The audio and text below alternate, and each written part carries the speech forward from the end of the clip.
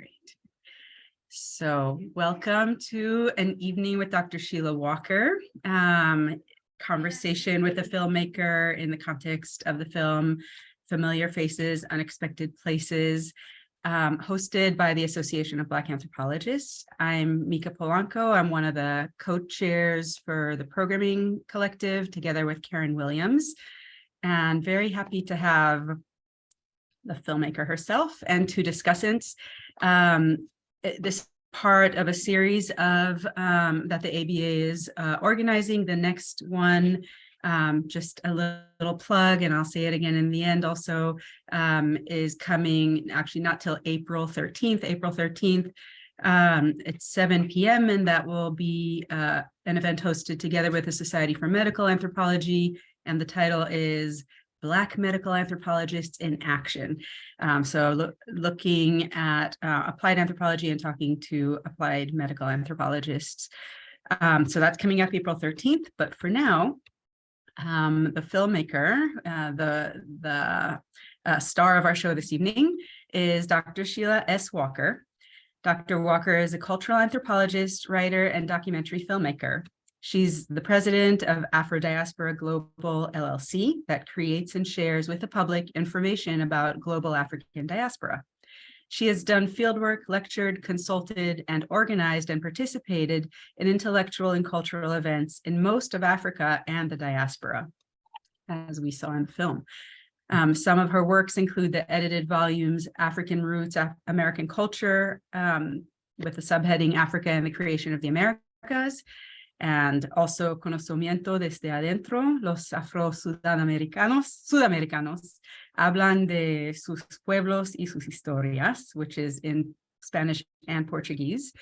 And she also created the documentaries Scattered Africa, Faces and Voices of the African Diaspora, and of course the one that we saw today, Familiar Faces, Unexpected Places, which was shown actually for Black History Month 2018 at the United Nations in the context of the International Decade of People of African Descent. And it was also sent to United Nations information centers in Africa, the Americas, Asia, and the Pacific, and Europe. She was a professor of anthropology and directed the Center for African and African American Studies at the University of Texas at Austin, and then the African Diaspora and the World Program at Spelman College. So welcome, Dr. Walker. And the two discussants are Dr. Riché J. Daniel Barnes and Lexi Holloway. I'll introduce Dr. Barnes first. Dr. Riché J. Daniel Barnes is a sociocultural anthropologist. She specializes in Black feminist theories, work and family policy, and the Black diaspora as race, place, theory, and community. Her work focuses geographically on the U.S. South and its connection to the Caribbean and the West Coast of Africa, where she focuses on Black women's family and kinship systems and community building. Dr. Barnes is an award-winning teacher and scholar, having won the 2019 AAA Oxford University Press Excellence in Undergraduate Teaching of Anthropology Award, and is the author of, I'm sure many of you know this, Raising the Race, Black Career Women Redefine Marriage, Motherhood, and Community, which won the 2017 Distinguished Book Award given by the American Sociological Association. She's currently completing 2 book projects, expanding her conceptual framework, Black Strategic Mothering, and applying the concept to understanding how Black mothers navigate school choice and the impact of perinatal health outcomes. Dr. Barnes is an associate professor of anthropology at University of Florida. This is a new thing, where she is faculty in the African American Studies program and graduate faculty in anthropology and gender, sexualities, and women's studies. She has served in many faculty and administrative roles, most recently as chair of gender studies at Mount Holyoke College and dean of Pearson College at Yale University, where she continues to hold an affiliation. Dr. Barnes is originally from Atlanta, where she received her I'm going to actually go backwards. She got her BA in political science at Spelman College. She got an MS in urban studies at Andrew Young University of Policy Studies at Georgia State University. And she got her master's and PhD in anthropology at Emory University. Having grown tired of New England winters, she is super happy, that is a quote, to be at University of Florida and back in the South with all that entails. And finally, soon to be Dr. Lexi Ligon Holloway. Ms. Holloway is a fourth-year cultural anthropology PhD candidate and Dean's Graduate Fellow at Duke University. Her research explores how the mechanisms of white supremacy operate in classical music performance, examining how racial and aesthetic hierarchies position Black bodies as aberrant in these spaces. As a filmmaker herself, Lexi hopes to produce a multimodal dissertation consisting of a written portion and an accompanying documentary that attends to the oral, AURAL, and performative aspects of her research. Lexi has worked on the Decolonial Pedagogy Committee at Duke, collaborating with professors to create a Black feminist theories syllabus for incoming cultural anthropology graduate students. As one of the chairs of the student interest group of the Association of Black Anthropologists, Lexi is passionate about working against gatekeeping practices that discourage Black and other people of color students from feeling welcomed and valued.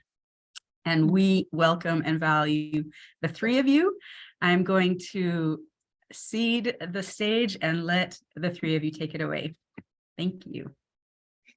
Thank you so much, Mika, and also Karen, for organizing this wonderful opportunity for us to view the film and be in discussion with Dr. Sheila Walker. We had the pleasure of showing her other film during the AAAs in 2021. And also we had the pleasure of honoring her by awarding her the Legacy Award from the Association of Black Anthropologists. So I'm really excited to be in conversation again, and also with Lexi, who is soon to be Dr. Ligon Holloway, and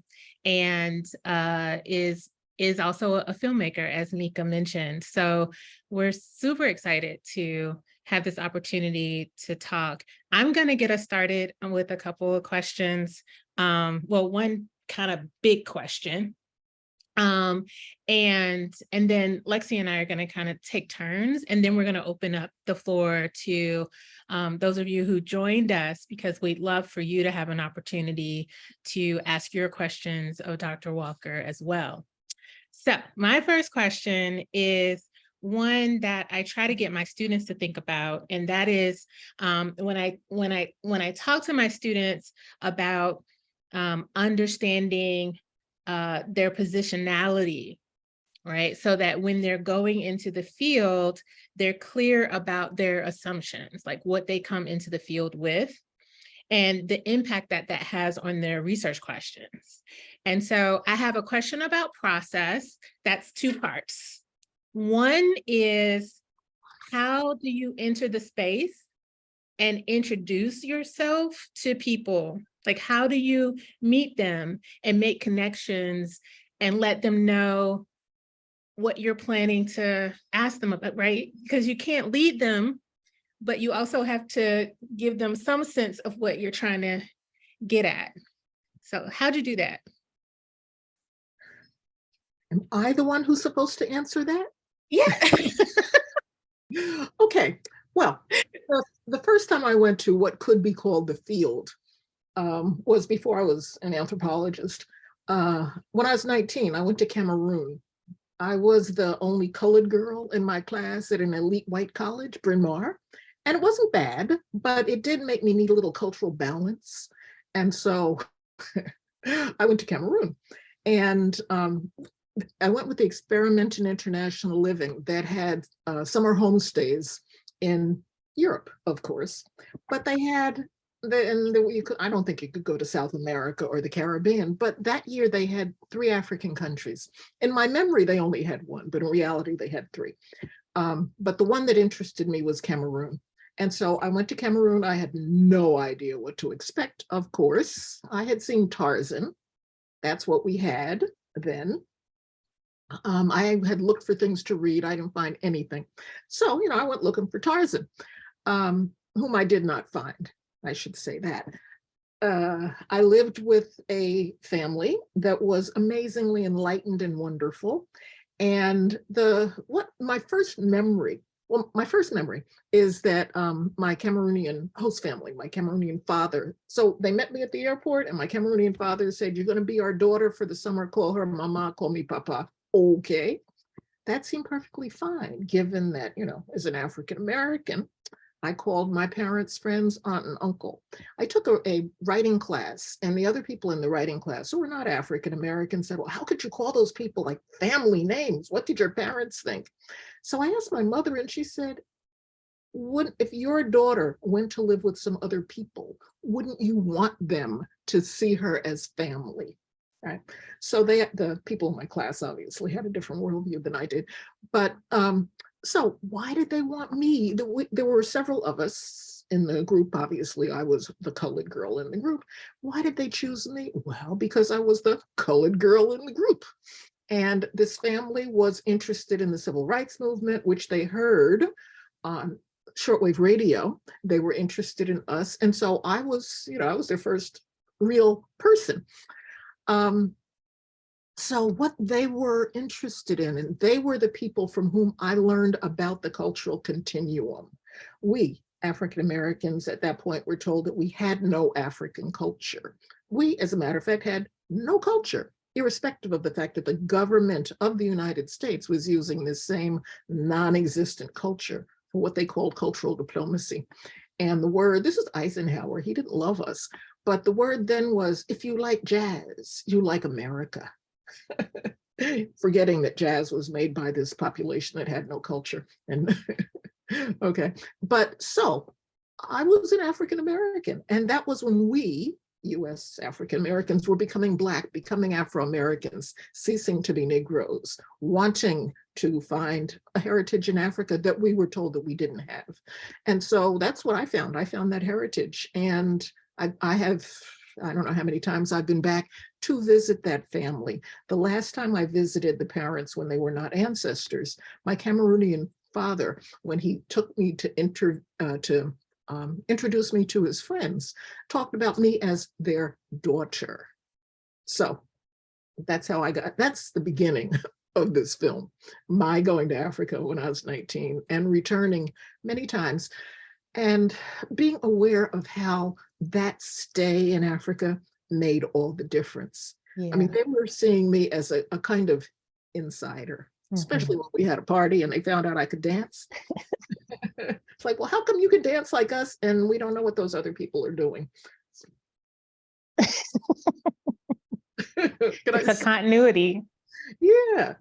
So that's how I got into being interested in Africa, and from there, every place else was just a version of Africa for me.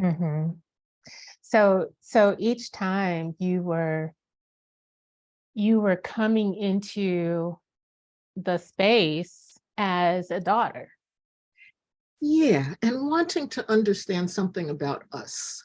Because when I would go, for example, I did a lot of research in Bahia in Brazil, where African culture is so flagrant, maybe the most flagrant place, certainly the most flagrant city in the Americas. I wanted to know, when I went to church in Newark, New Jersey, remember those ladies getting happy in church? I wanted to understand that. And so when I was 8 and I went to church and saw the ladies get happy for the first time, prior to that, I only went to Sunday school. I asked the elders then when I was 8, what's this? Oh, they were feeling the spirit. Okay, who's the spirit? Why does spirit act like that? Where does spirit come from? The answers were unsatisfying when I was 8. When I went to my first ceremony for the Orishas in Bahia, in Salvador, I saw similar gestures and I thought, okay, got it. Okay, I'm not claiming that Yoruba culture that's so important in Bahia is what I saw in Newark, New Jersey. No, but I am claiming that what I saw in Newark, New Jersey came from Africa, and it was a result of Africans meeting Africans and continuing to do what they had done. Yeah. Yeah. So thank you. So the second part of my question is more of a procedural one. You went to several countries, and I'm assuming you had to get funding or something. Like, how did you do this? Yeah, I asked myself that same question. Um, and so I'm writing this manuscript about these experiences in Africa and the African diaspora, and the importance of knowing about the African diaspora, to know about the modern world, to Yes. know about the Americas, the Atlantic world, Yes. to know about the majority of the people who came to the Americas during the majority of the history of the Americas, contrary to what's being said by somebody I don't think I need to name in Florida. So this manuscript starts with, if you don't know about Africans in the Atlantic world, you don't know what the modern world is. Ah. So in the book, that starts that way and continues to talk about that. I listed the countries where that are in the film. I hadn't realized there were so many, frankly. And how did I get to go to those places? I don't know. Each place has its own story. So I didn't set out to make this film. I made this film and I thought, wow, look what I did. I was asked to make the film by a woman from Antigua who at that point was working for the Remember Slavery program at the United Nations. And I said, well, that's a terrible name.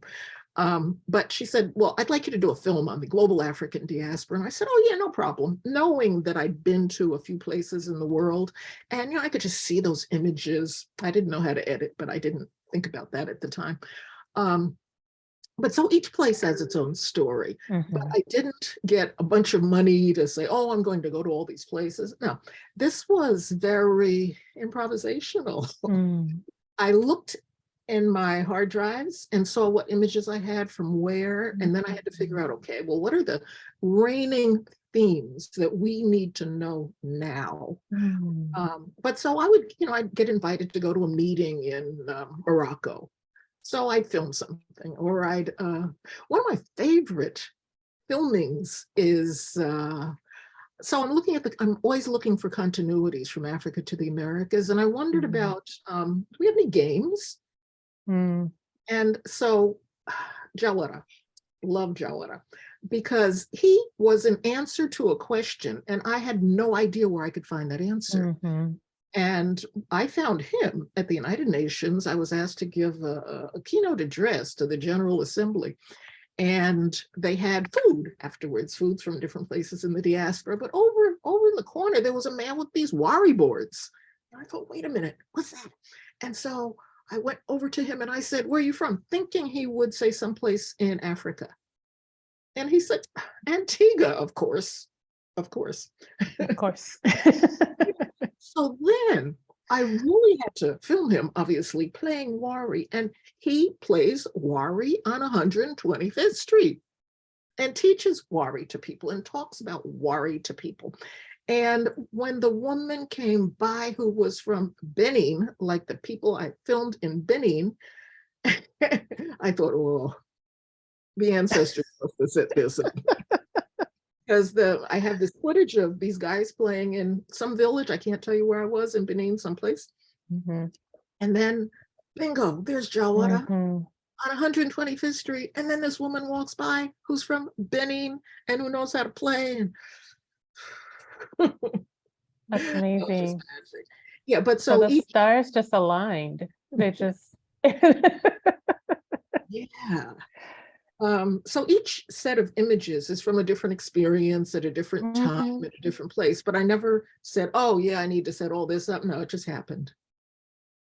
That is so cool, because it really is a just, and you said this when we were talking earlier, and I'm going to turn it over to Lexi, but you said this when we were talking earlier before we came into the formal part of this conversation, that you were an anthropologist with a camera, not a filmmaker. Yeah. And I think that's so cool. Like, I feel like it opens, right? It opens so many possibilities, I think, for students, even for folks who have been in the discipline for a while to think, oh, I can be capturing things that are happening via film. And maybe I don't have an idea of how that's going to end up being a film. But having that footage, I mean, that's truly amazing that you had all this footage that you could then pull together into this this film. And then I remember you were saying the editing process and all the things you had to kind of learn to pull it together. Yes. It's amazing. That's what I thought too. And the footage shows how the technology has evolved. I'm so conscious of it. I like to think that everybody's not as conscious as I am, but we went from slides to, I think, high 8 to super 8 to digital cameras to an iPhone. It's so much easier. And editing. I had taken a 12-hour editing class at Docs in Progress in the DC area, so I thought I knew how to edit. And then I talked to somebody, a filmmaker. That's why I say I'm an anthropologist with a camera. The filmmaker said, oh, we had to have a year of learning how to edit before we could touch a camera. I had 12 hours. And but I thought I knew something because I learned a little Final Cut Pro and I made a little trailer. And I didn't think the trailer was going to represent an effort to just go through my whole panoply of images. I didn't expect that, but that's what I wound up doing. You do things you don't expect to do. But so after I did my 3 minutes, I thought, oh, well, I know what I'm doing. I had no idea that 3 minutes and 30 minutes are really different.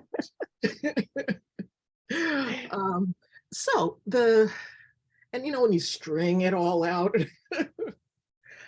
but really what I had to decide was, okay, what themes, what images represent those themes? I'm conscious of what's not in there. Who's not in there? The Garifuna. So you heard there's some Garifuna music on the playlist. Well, they're not in there. Ceremonies for the ancestors on Reunion Island in the Indian Ocean, the Sevi Sunset. No images. I have images because I went to a service for the ancestors and it was fascinating and a whole lot of interesting stuff went on. And I wanted to film it, but I thought I can't ask these people if I can film this. This is too intimate. And then someone in the family said, will you film for us? I'm like, so I have images, but you can't put everything in and everything doesn't fit. And I kind of wonder, okay, what's next? The answer is, I don't know.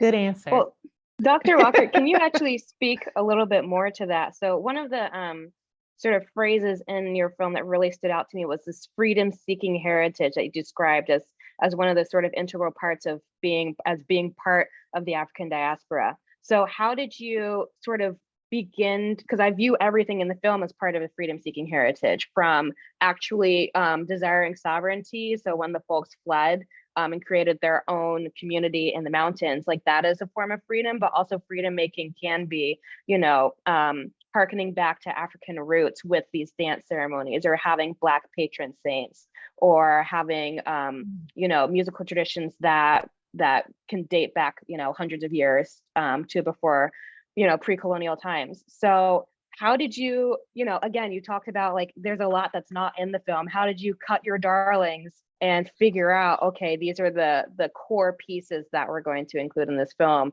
and have this overarching message of freedom seeking as part of the diasporan, Black diasporan culture? Yeah, thank you. I guess, I wouldn't have said that it was all about freedom seeking, but I guess that is what it's about. So you gave me a bigger perspective with that statement. So I thought, well, okay, what are essential themes that people don't just think about? And hence the demography. I think the demography is really key. And I learned that at a conference that I organized in 1996, decades after getting a PhD in anthropology at a major university. I had no idea that the majority of the people who came to the Americas during the majority of the history of the Americas came from Africa. And then you're going to say they didn't contribute anything? Who was here to create the foundations? Europeans. How can you say this is a European creation? They weren't here to create the foundations. Okay. So I thought, okay, so what are some really flagrant examples of specific creating of maroon communities, fleeing up rivers, creating autonomous societies up on the tops of hills, like in Reunion. Reunion was so fascinating. I had to spend a month there because I was invited to a conference in the Seychelles in the Indian Ocean. And the people from Reunion said, well, you have to come to Reunion too, but you have to stay in the Indian Ocean region because we can't afford for you to go home and come back. Okay, made sense. But I thought, what am I going to do on Reunion for all that time? What they call Leo, the highlands, that was all about marooning. That was all about escaping. And I love, you saw Francoise Tamacha talk about Mafat. I love the name Mafat. Apparently in the Malagasy language means fatal, okay? Don't come up here to try to get us. It will be fatal for you. But so, I had to have Harriet Tubman, I had to have Haiti, but I also had to have places that you don't always think about, Palenque de San Basilio, for example. So I thought, well, what are the essential themes? And so some of those themes were what the title is, familiar faces in unexpected places.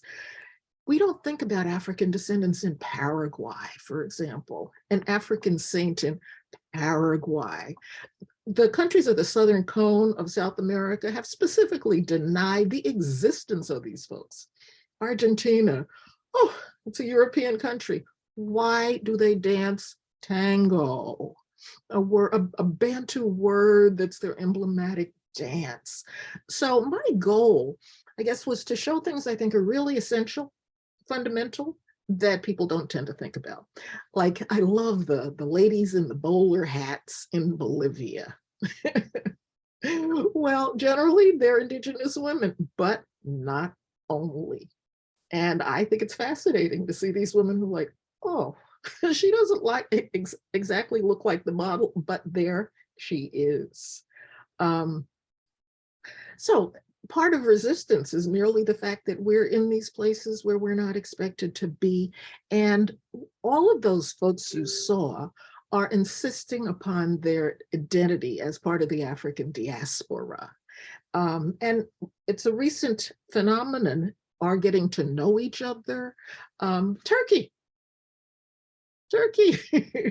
Mustafa Olpak had to organize these Afro-Turks because, well, they needed to be organized and they needed to say, well, here we are.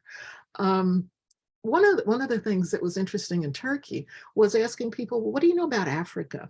And a lot of them, like the man from Hyderabad in India, said, oh, I was told that my ancestors were from the Sudan.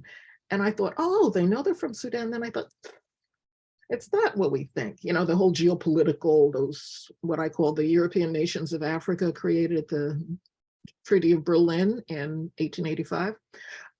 So it's important to understand that what's called Sudan was probably not called Sudan. What's called Ethiopia wasn't called Ethiopia, but they were, their ancestors were from those spaces pre-colonially. So I suspect that a lot of what's in the film, no, I don't suspect it, I know it. People, the response I tend to get is, oh, well, I didn't know. Right. Well, then why didn't we know? What? It's like when I had my conference and found out that Africans were the majority, I was mad. I had wasted all that time getting this elite education and I didn't know the basics. And, that speaks to actually my next question, because the whole point of the film is sort of to dislodge these preconceived notions about where Black people are and then where Black people have been. So I think a really effective visual motif was actually the map, which, starts the film and is throughout the film.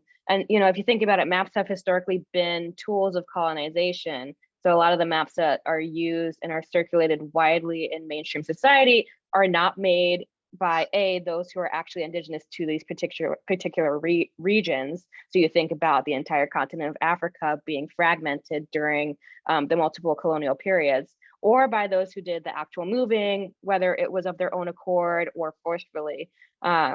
And I was also reminded of sort of the historical uses of maps in ethnographic films, thinking about Margaret Mead and Gregory Bateson's films, and even Robert Flaherty, who is, I don't know if we can really call him an ethnographic filmmaker.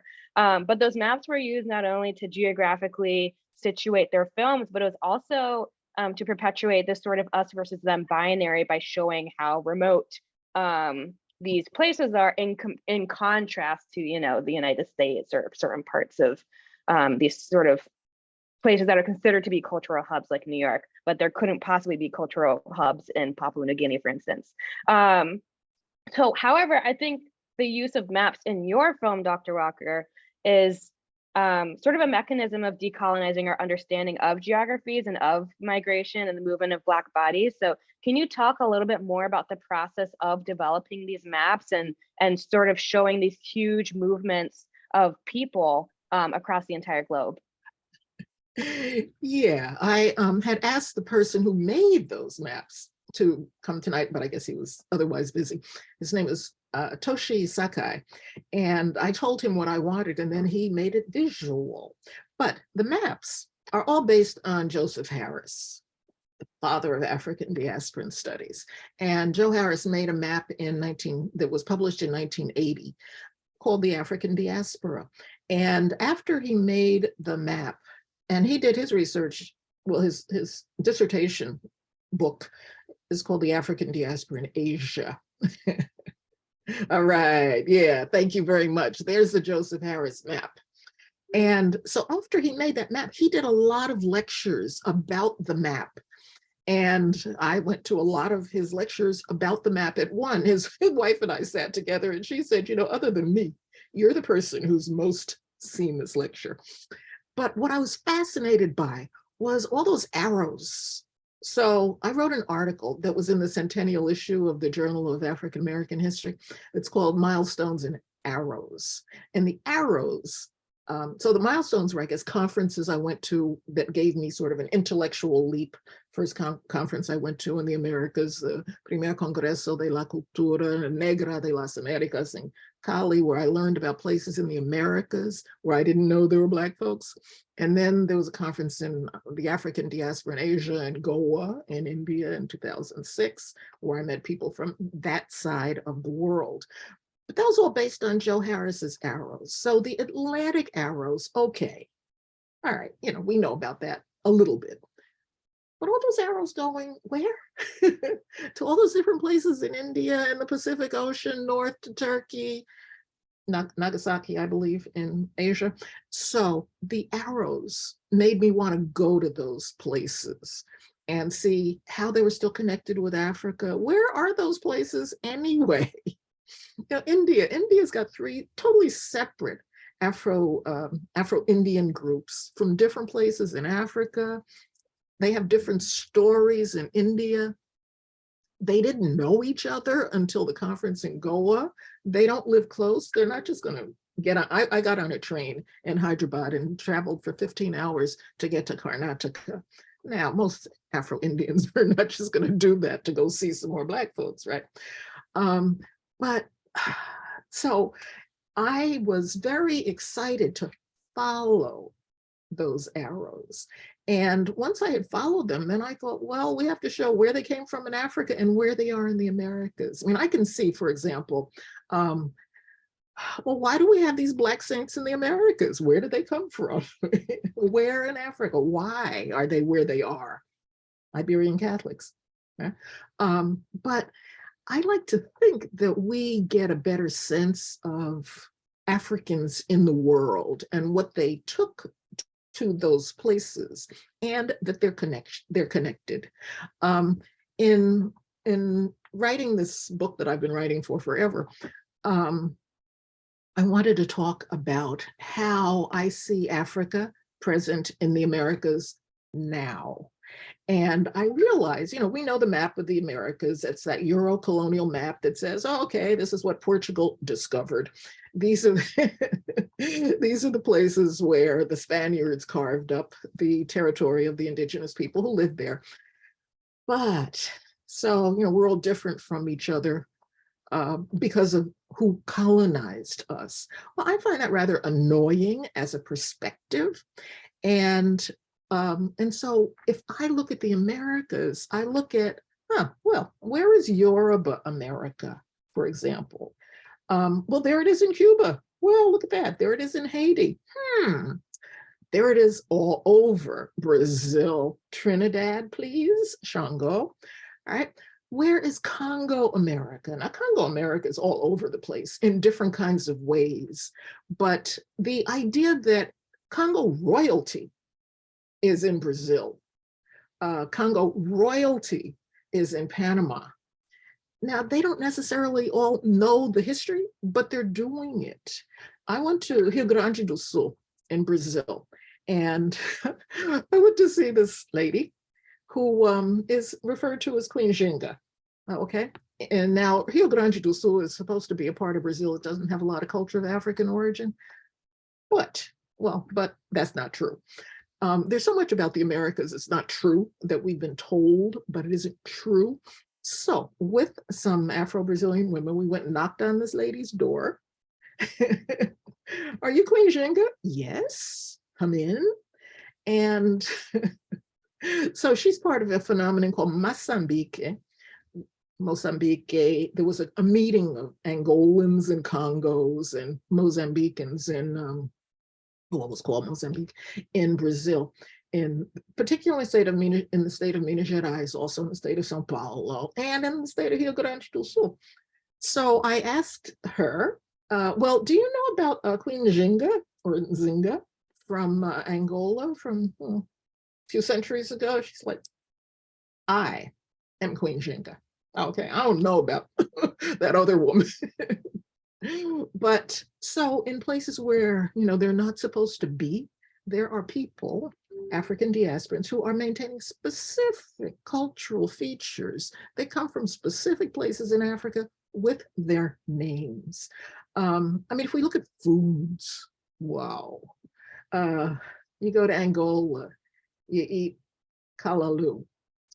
You go to Brazil, you eat caruru. You go to Martinique, Jamaica, Trinidad, carico. You eat callaloo.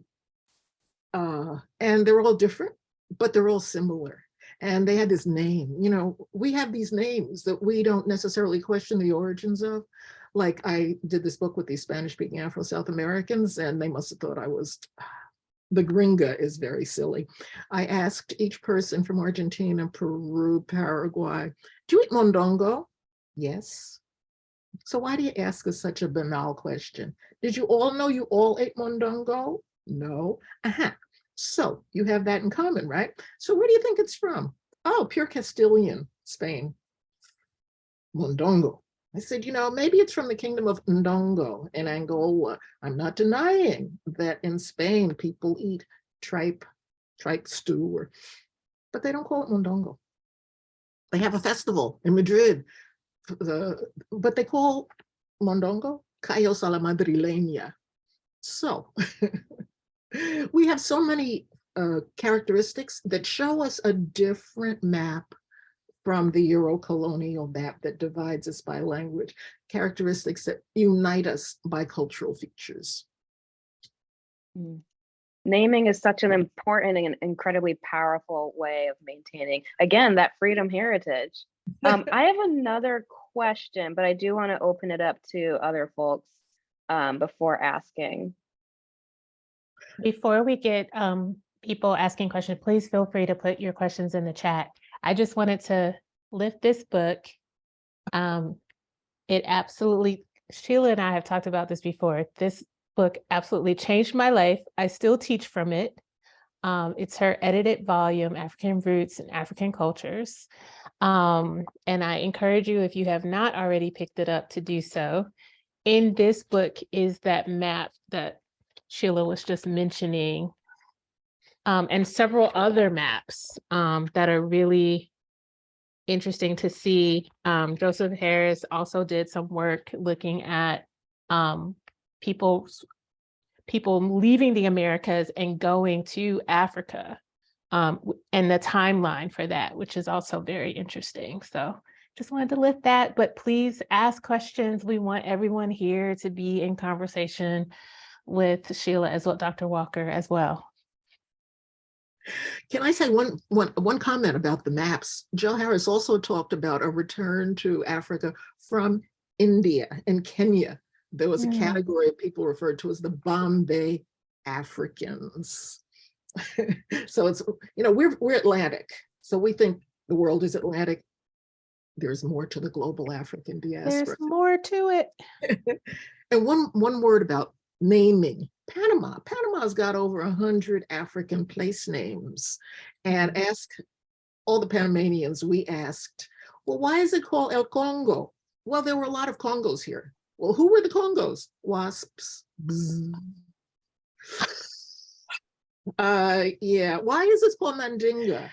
Oh, an indigenous chief. Why is that mountain called Karabali? Oh, there were a lot of Karabalis here, people from Calabar. So what are Karabalis? Monkeys. So that's a little disconcerting. And the Pacific coast of South America, Colombia, Ecuador, is so African. And the African names, Lukumi, Karabali, Kazaman, Ayovi, African Union on the Pacific coast of South America. So other questions or comments or corrections? Well, I have one more question that I'm sort of dying to ask. So this research and your research period, and then also this film comes from an incredibly personal place, because this is sort of born out of some of your first experiences in the diaspora other than the United States. So I'm wondering, I would have loved to see more of you in the film. It was so wonderful to see you interfacing with folks like towards the end. So I'm wondering, then there's so many different reasons why not to, but why didn't you potentially start the film with who you are and your relationship to the research? And then can you also talk a little bit about the process of translation? We talked about this a little bit before earlier.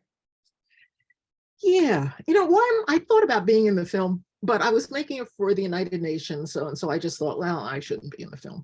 But prior to this film, I made another film on which I didn't do everything. There was someone else who did most of the camera work and stuff. That's called Scattered Africa, Faces and Voices of the African Diaspora. And I'm in that one all over the place.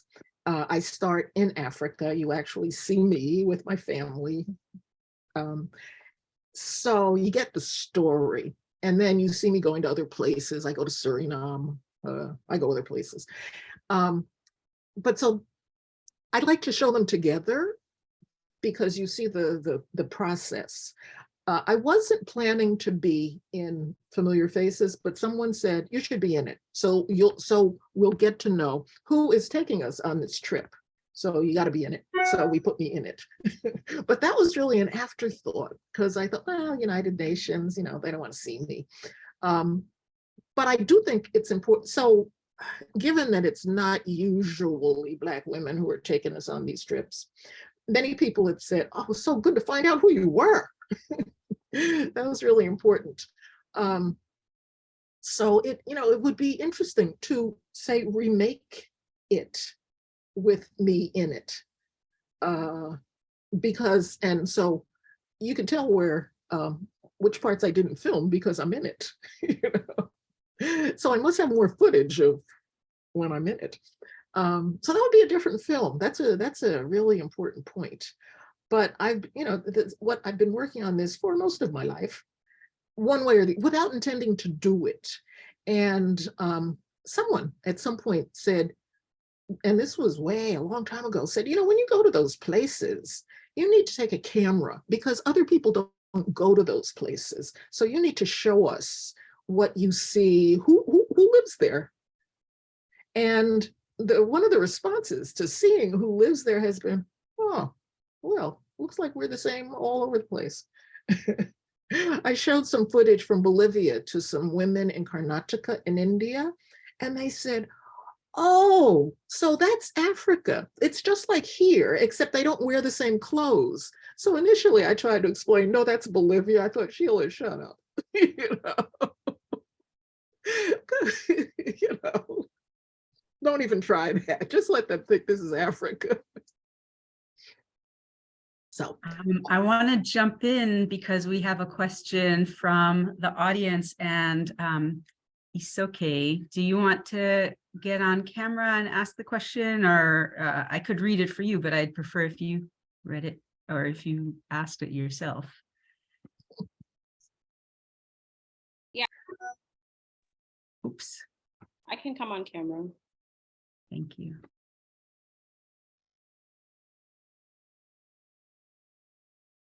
Hi, everyone. My name is Isoke Senghor, and I'm from Brooklyn, New York, by way of Jamaica and Trinidad, on my parents' side.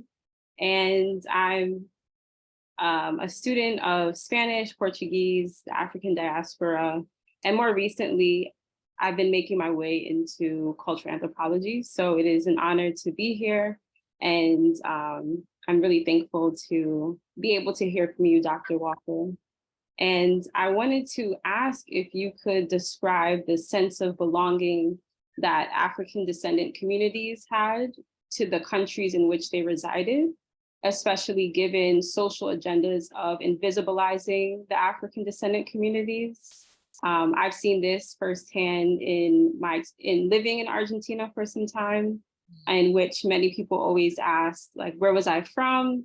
And at some point, with learning more that there was an African descendant community in Buenos Aires, sometimes I would just say, like, oh, I'm from Buenos Aires. So I would like to know, like, from your travels and from your studies, what have you seen about belonging, especially to those countries? Thank you. yeah, well, thank you. And you have a name that some of us have heard of that doesn't sound like it's from, that sounds like it may be from Senegal, for example, Senghor. Yeah, you know, one of the things that has happened, and I've been involved with other people in the African diaspora, and what has been a very positive experience is they're getting to know about the African diaspora as a result, by and large, of meeting other people from other places in the diaspora.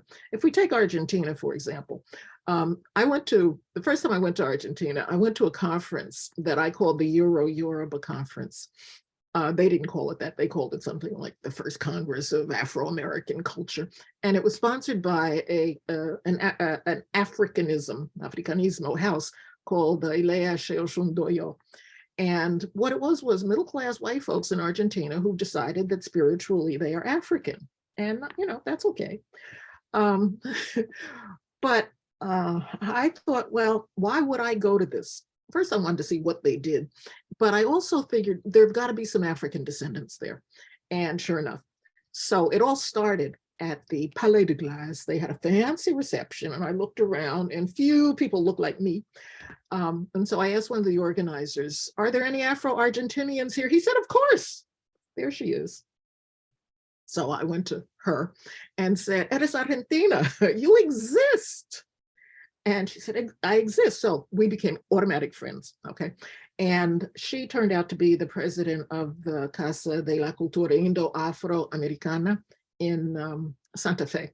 So not in Buenos Aires, 5 hours from Buenos Aires, where historically there were people of African origin. And Buenos Aires, you know, such a European city, well, it wasn't always. At the beginning of the 1800s, there were a lot of African descendants. Wasn't there a Barrio Mondongo where a lot of Black folks lived until the country wanted to be white? So the generation of the 80s specifically invited Europeans to bring their genes. The Pope, he has an Italian name. Why? He's Argentinian.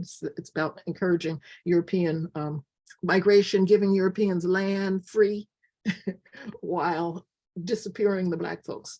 But what I think is wonderful that has happened within the last 10 or so years, 12 more, is that African descendants in these countries are seeing themselves as part of a larger movement. Juche in India says, we are African Indians.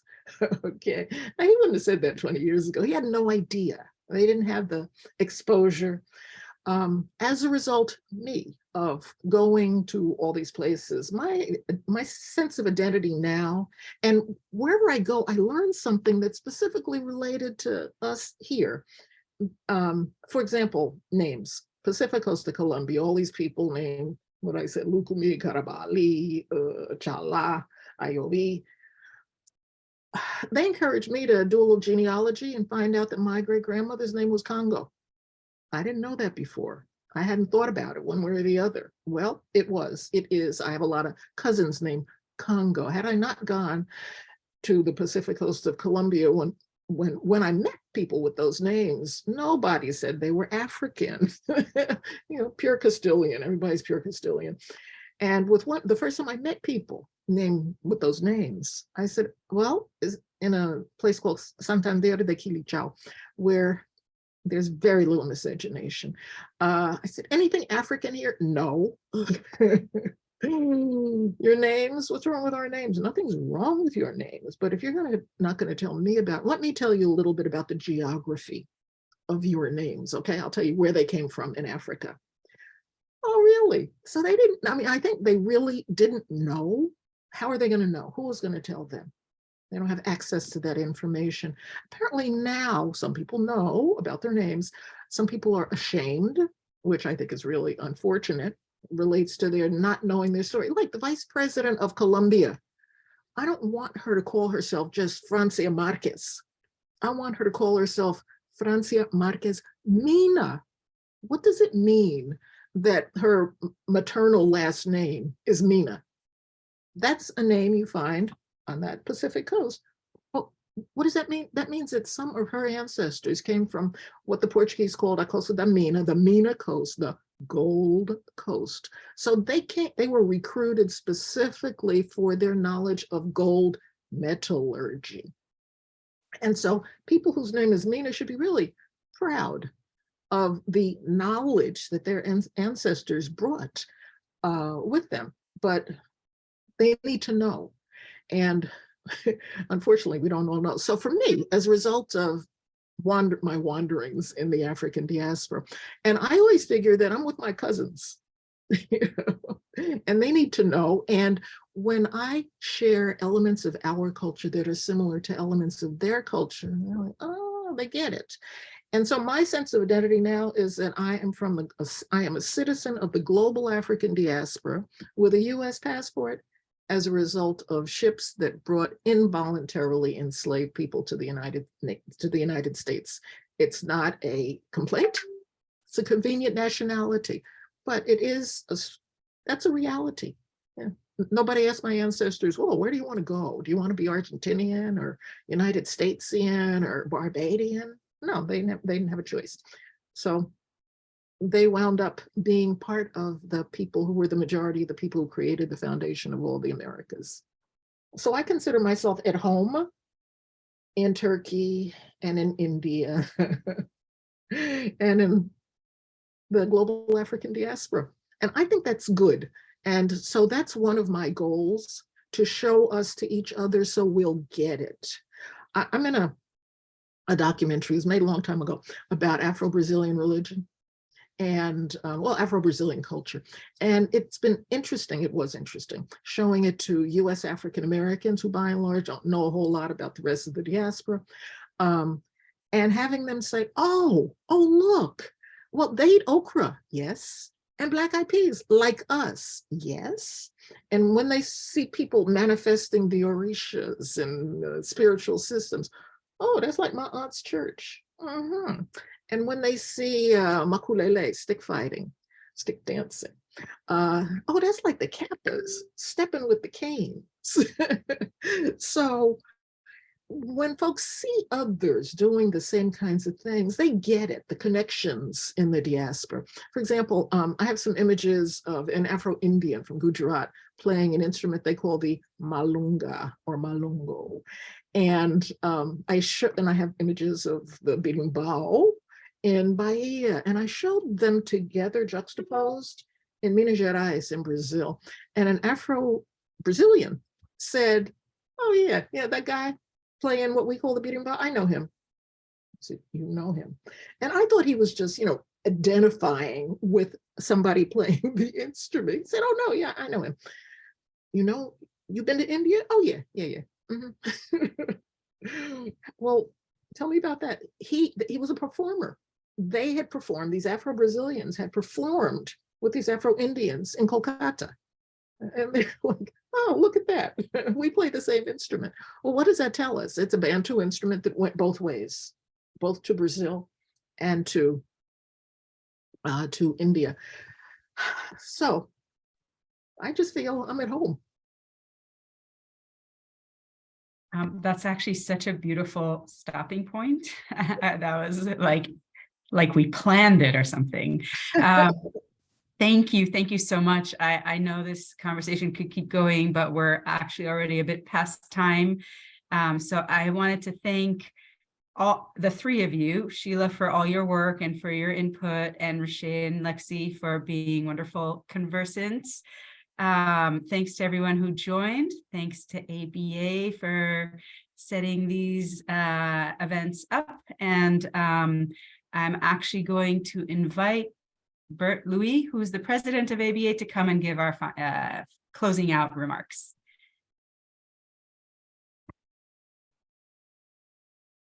All right. Good evening, everyone.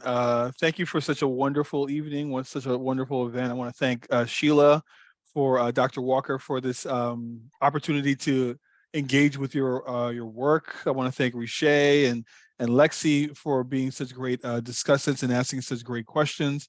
I also want to thank Karen and Mika, for their tireless work. They're like the best programming committee ever.